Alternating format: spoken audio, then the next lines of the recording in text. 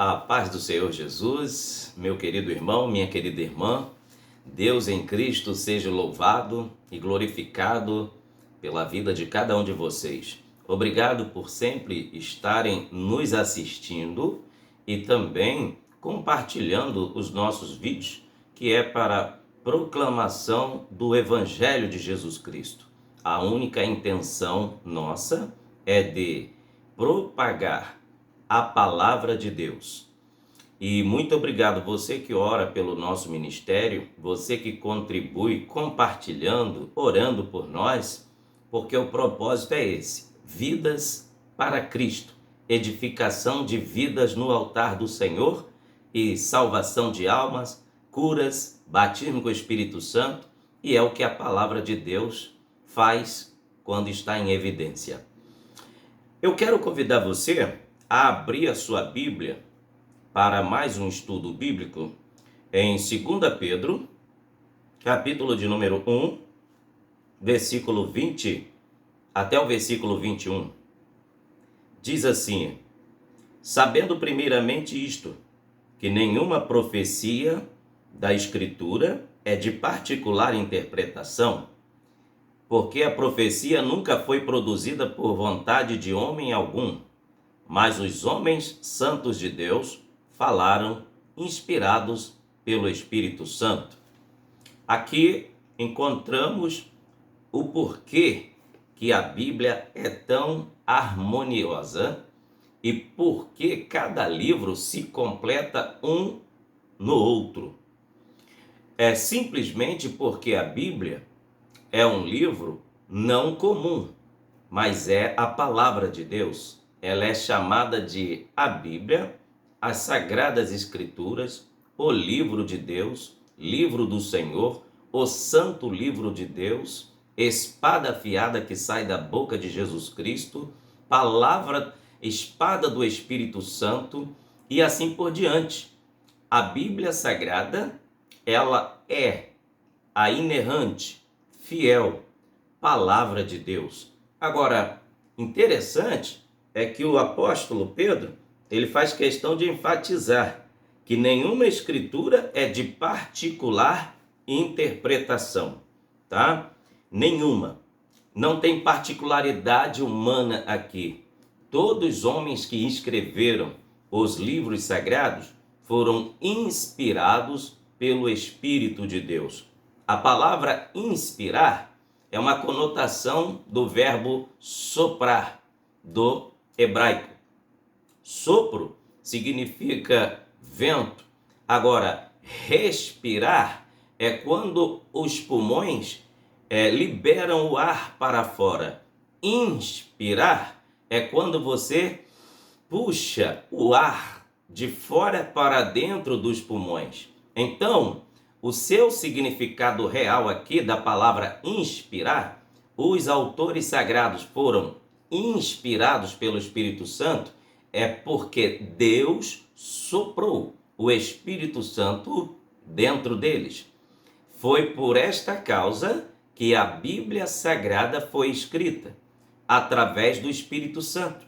Todos os homens santos que escreveram os livros bíblicos foram inspirados pelo Espírito Santo, ou seja, Deus soprou o seu Espírito dentro deles, como Espírito de revelação, e assim a Bíblia foi escrita. Se não, volte a atenção para o versículo 21, que diz assim: porque a profecia nunca foi produzida por vontade de homem algum, mas os homens santos de Deus falaram, inspirados pelo Espírito Santo. Ou seja, o Espírito Santo agiu dentro deles e o que estava no interior deles aflorou para fora.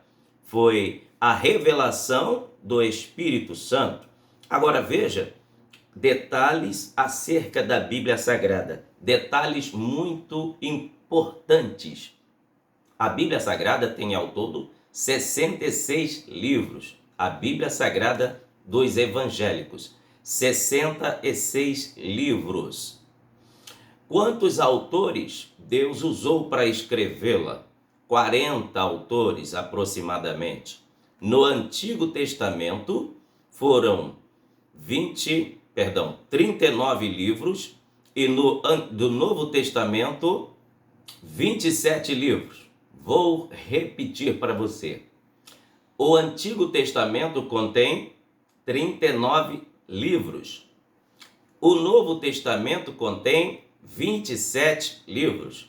Agora, veja a riqueza dos detalhes. A Bíblia Sagrada foi escrita em 3 continentes diferentes. Isso mesmo, 3 continentes diferentes. Primeiro continente, africano. Segundo, asiático. Terceiro, europeu. Diferentíssimo, né? Agora, quantos anos ao todo a Bíblia levou para ser concluída? Um período de aproximadamente 1.600 anos.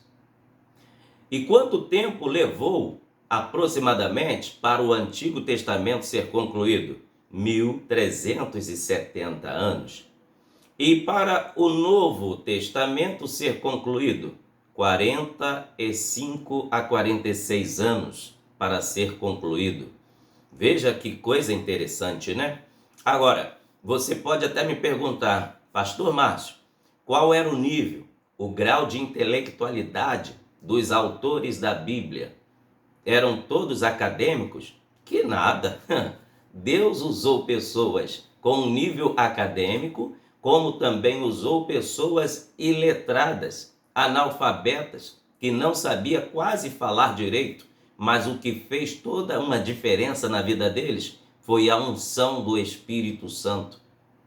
Por exemplo, Moisés foi criado pela filha do faraó no Egito.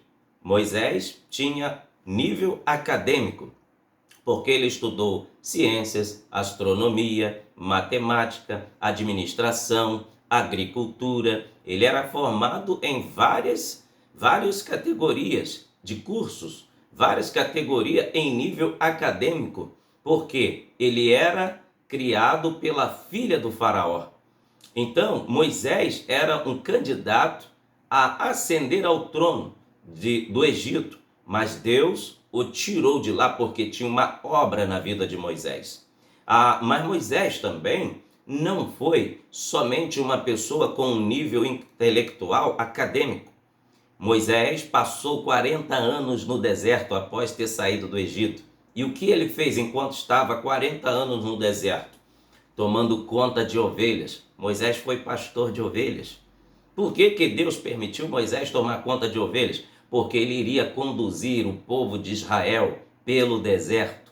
E o treinamento para Moisés foi tomar conta das ovelhas do seu sogro Jetro. Todo o diploma, todo o nível acadêmico que Moisés possuía não ia servir para guiar Israel.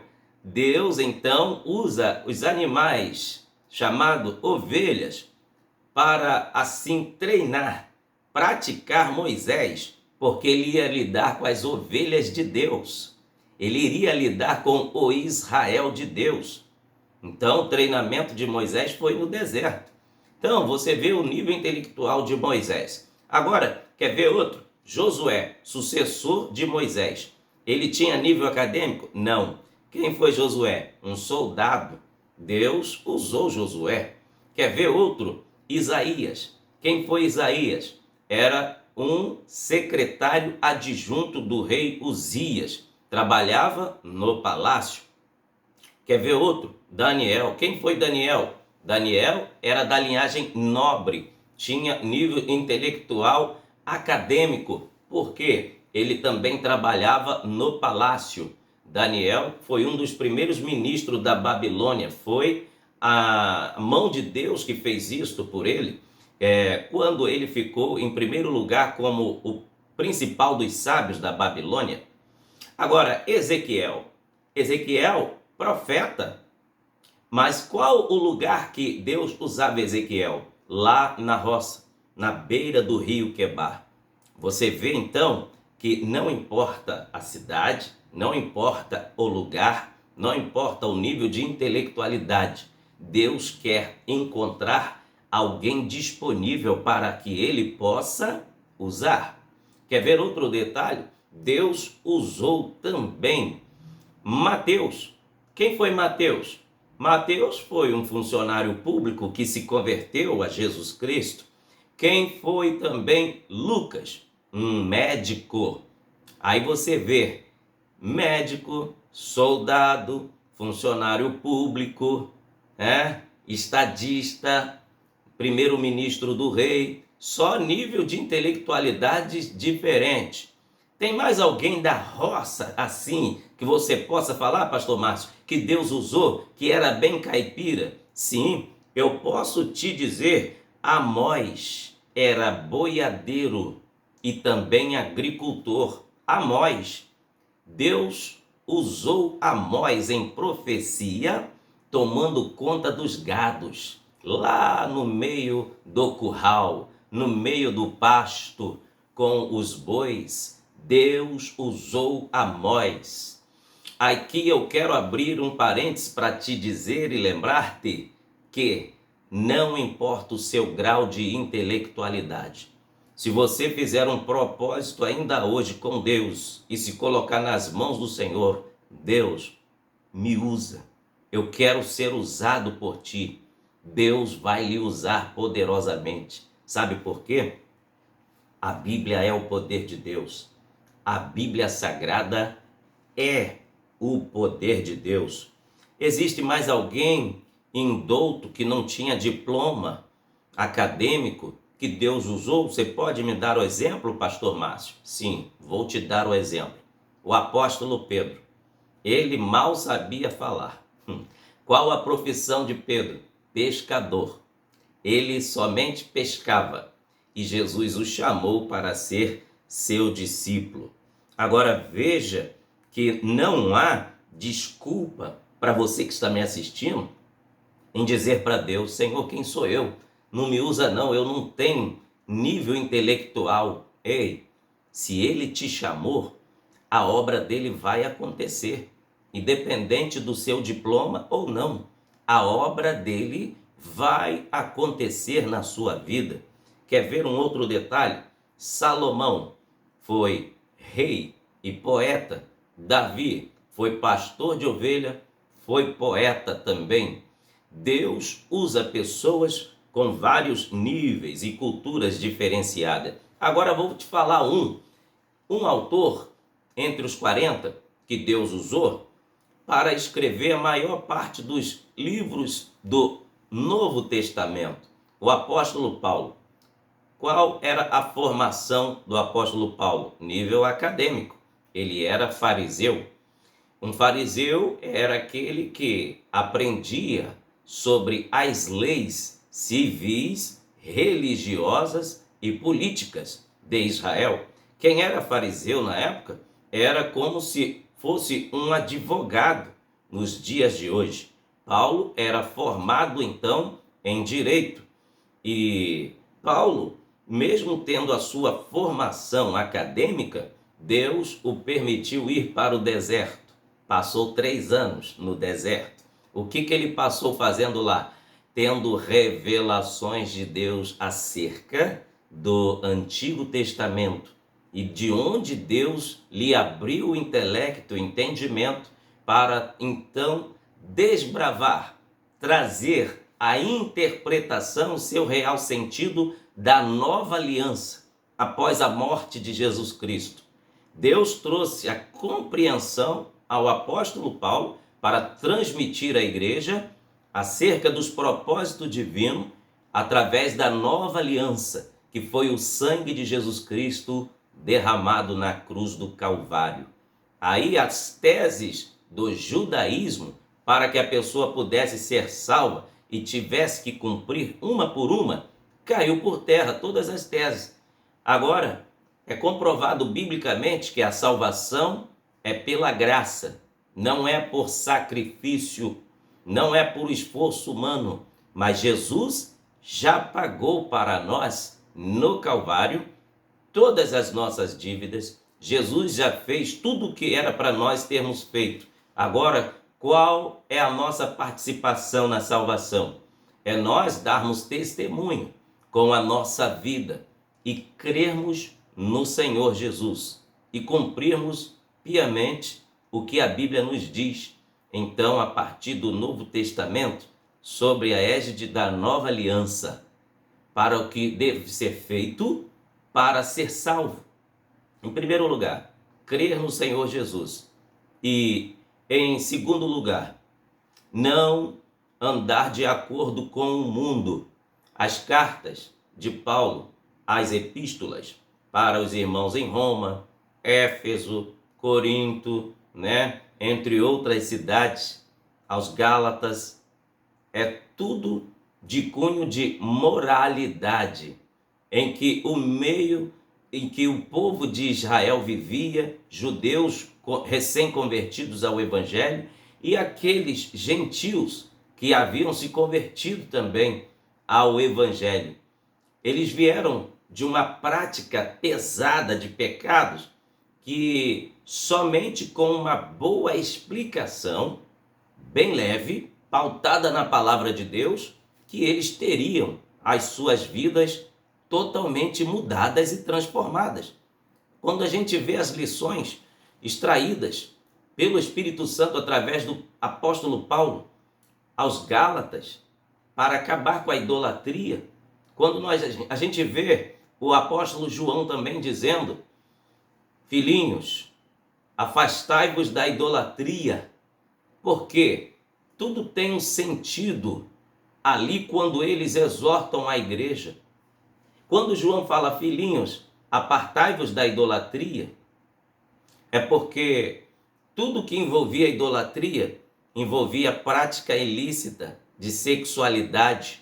Os rituais das idolatrias tinham ritos que adoravam a Satanás, como comidas oferecidas a entidades. Os corpos das pessoas não eram respeitados, principalmente quem era casado. Tinha que ir para o templo de Afrodite, ou Artemis, ou Diana, que envolvia a cultura grega, e ali não importava se a pessoa era casada ou não. O rito de petição a esses deuses, entre aspas, envolvia prática ilícita de sexo ao ar livre. Era demônios mesmo atuando na vida das pessoas. E Deus usou o apóstolo João: filhinhos, guardai-vos da idolatria, fugi da idolatria. Então, você vê como que Deus usou homens com níveis de intelectualidades diferentes, nacionalidades diferentes, conforme eu lhes falei, países diferentes, mas a Bíblia toda se completa. Cada livro se completa num outro livro. A Bíblia toda, de Gênesis a Apocalipse, se completa. Não falta nenhum livro para que fique faltando a interpretação e para que venha completar o seu real significado. Veja também alguns outros detalhes da Bíblia Sagrada.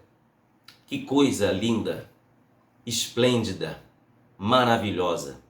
A Bíblia Sagrada contém ao todo 1189 capítulos. Isso mesmo. No Antigo Testamento, a Bíblia Sagrada tem 929 capítulos. E no Novo Testamento, 260 capítulos. Agora, quantos números de versículos? No Antigo Testamento, a Bíblia tem 23.214 versículos, somente no Antigo Testamento.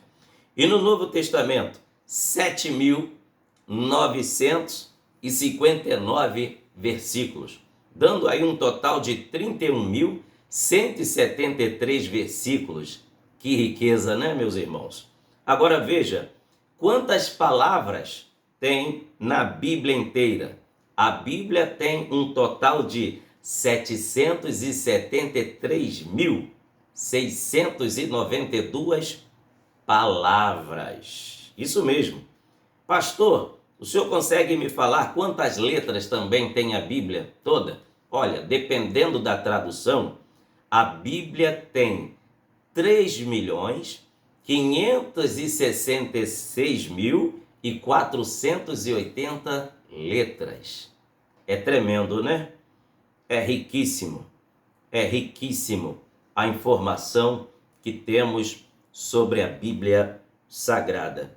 Agora, lendo a Bíblia Sagrada, eu aprendo também aqui em Efésios capítulo 6, versículo 17. Eu convido a você para que abra a sua Bíblia aí.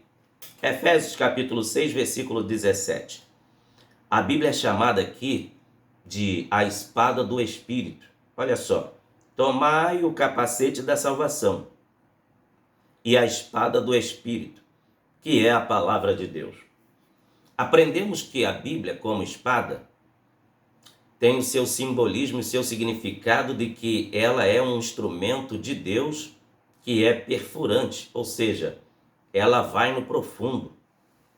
A espada faz isso, ela é perfurante. Como instrumento perfurante, incisivo, a palavra de Deus está registrada em Hebreus 4,12, que diz: porque a palavra de Deus é viva, é eficaz, mais penetrante do que qualquer espada de 2 gumes, e penetra até a divisão da alma e do espírito, das juntas e medulas, e é apta para discernir os pensamentos e intenções do coração.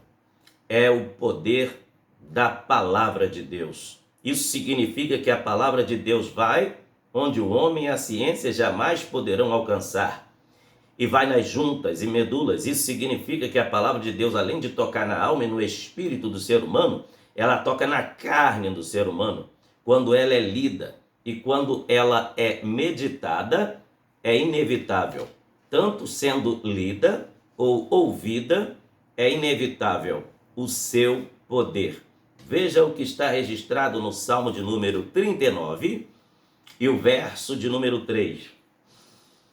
Acendeu-se dentro de mim o meu coração, enquanto eu meditava, se acendeu um fogo, então falei com a minha língua. Você vê que o salmista confirma que enquanto ele meditava na palavra de Deus, o coração dele se aqueceu. Enquanto ele lia a palavra de Deus, a alma dele se aqueceu. Não existe verdadeiro avivamento sem que a palavra de Deus não contagie. Avivamento que não vem da palavra de Deus não é avivamento. É movimento menos avivamento. Porque o verdadeiro avivamento somente a palavra de Deus produz. E qual é o verdadeiro e principal avivamento? Salvação de vidas. Deixa eu te dar um detalhe riquíssimo aqui. Assim como é necessário um casal para gerar um filho, tipo um homem e uma mulher, casados, tem ali suas relações íntimas. E através do fruto daquele relacionamento nasce uma linda criança. Por quê? Houve cooperação de 2 para gerar 1. E Jesus, no Evangelho de João, capítulo 3, versículo 5 e diante até o 7, Jesus, numa conversa com Nicodemos, disse assim, aquele que não nascer da água e do Espírito não pode ver o reino dos céus. Ou seja, não pode entrar no reino dos céus. Os 2 elementos principais que Deus usa para gerar almas para Deus, para gerar nascimentos espirituais, é a palavra e o Espírito. Jesus confirmou isso.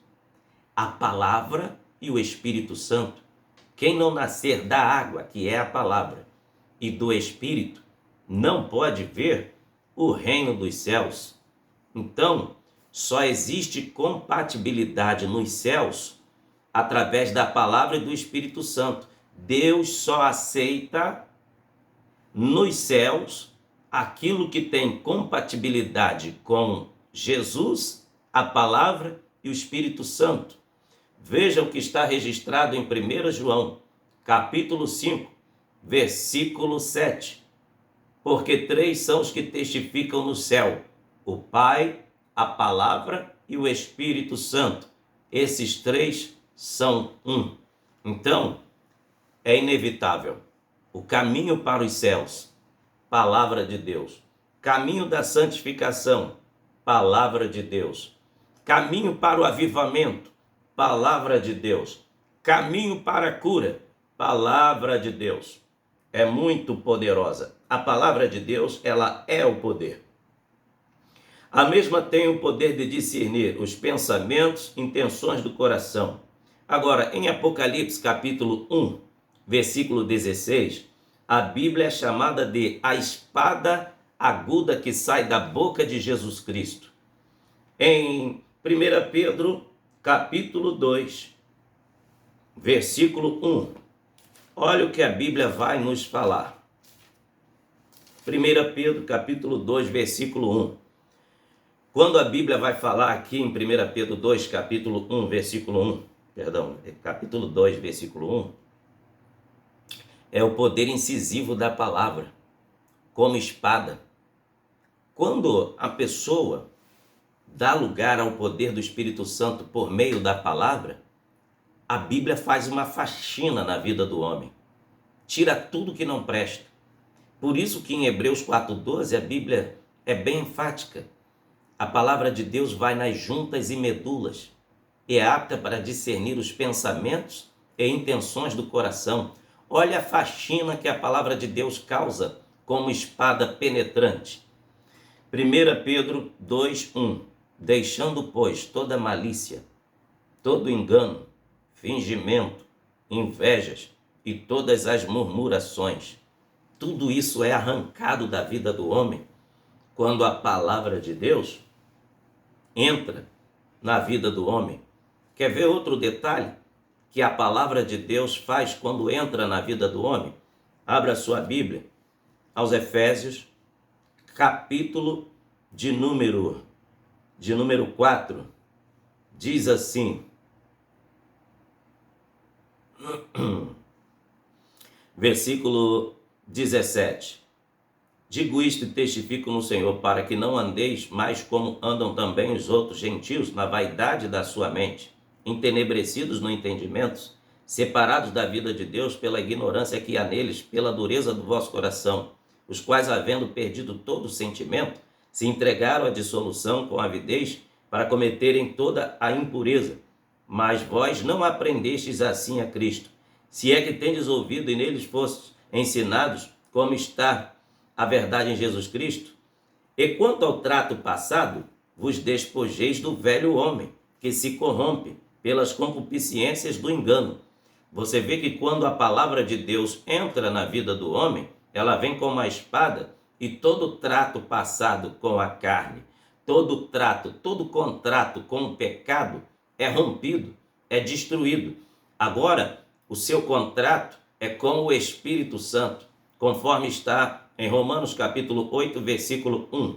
Nenhuma condenação há para os que estão em Cristo Jesus, que não andam mais segundo a carne, mas segundo o Espírito. Então o trato passado é rompido. O contrato com as trevas acaba.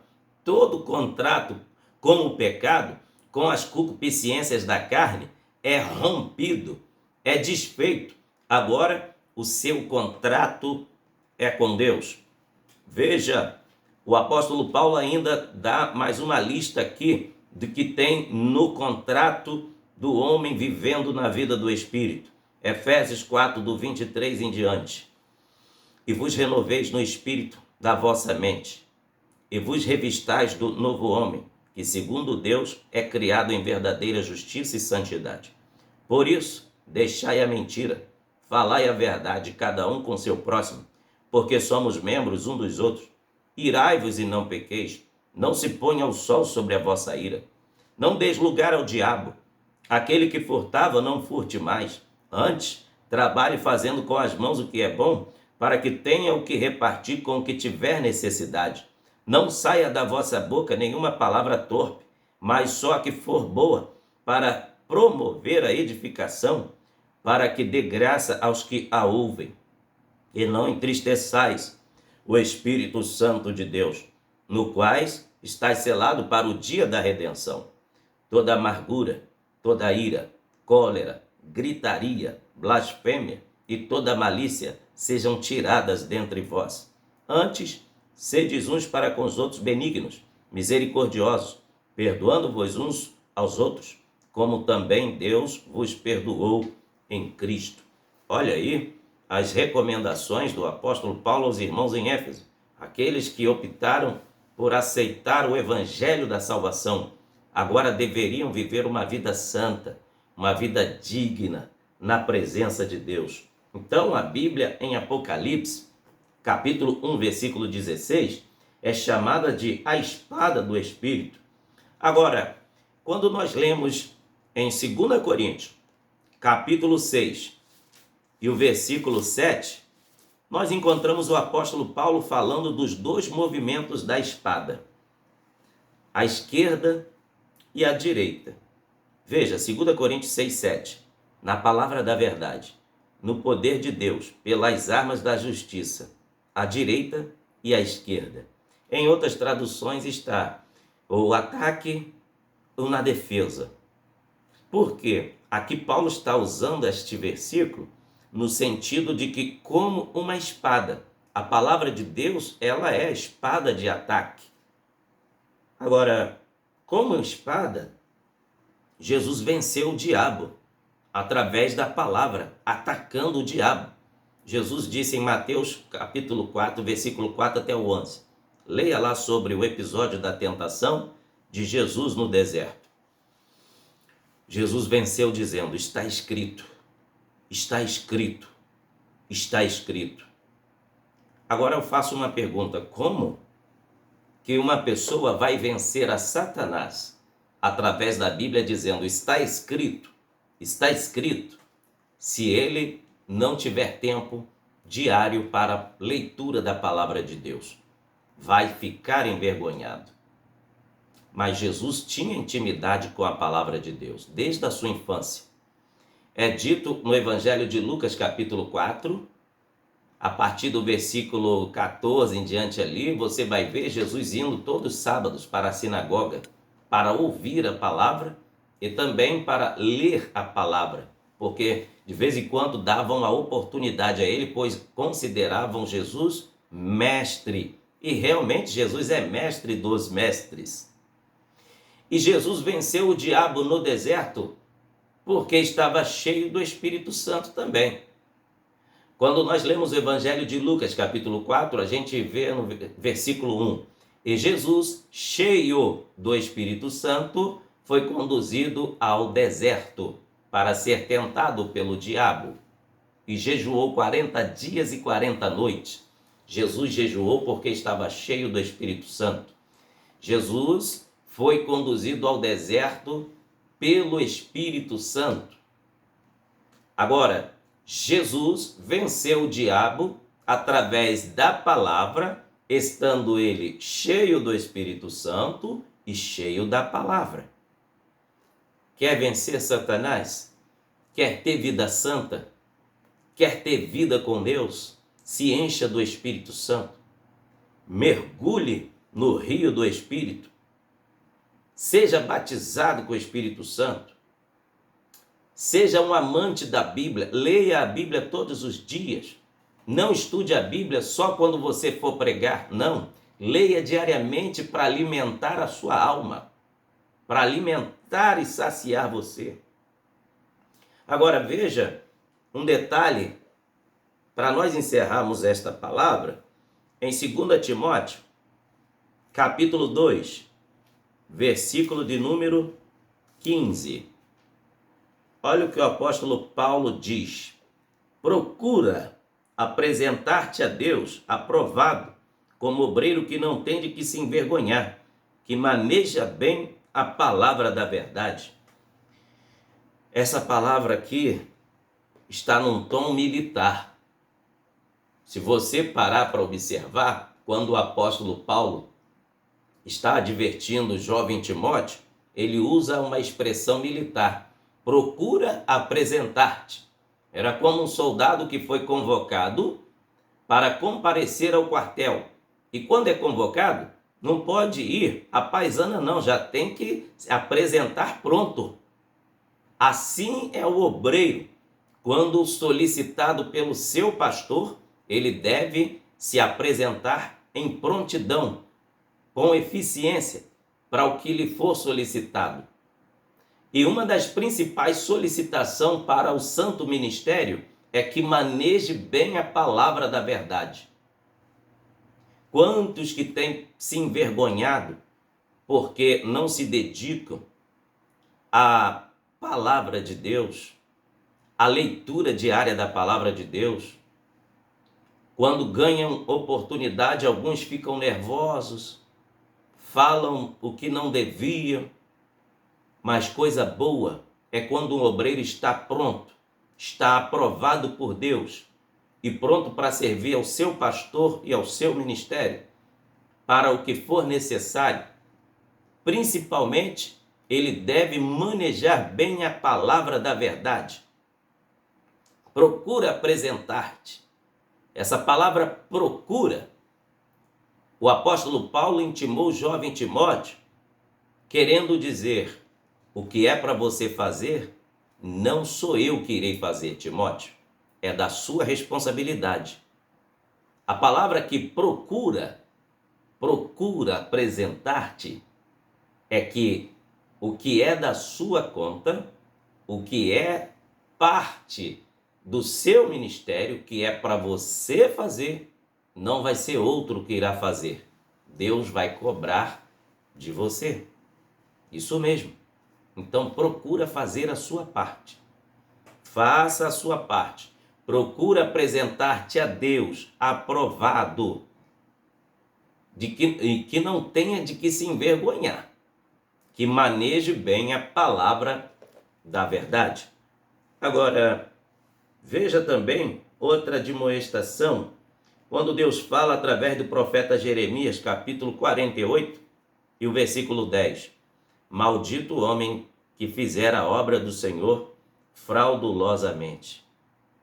Quantos que podem fazer a obra de Deus com riqueza, com excelência, mas faz de qualquer maneira, de qualquer jeito? A palavra de Deus exorta: maldito o homem que fizer a obra do Senhor fraudulosamente. Que Deus tenha misericórdia de nós. Que possamos sempre estar prontos e preparados pelo Espírito Santo e aprovados por Deus, para que sempre quando formos solicitados, estejamos aprovados por Deus, aprovados pelo Espírito Santo. Agora, finalizando esta palavra desse estudo bíblico de hoje, abra sua Bíblia também em 2 Timóteo, capítulo 3, versículo de número 14 e 15.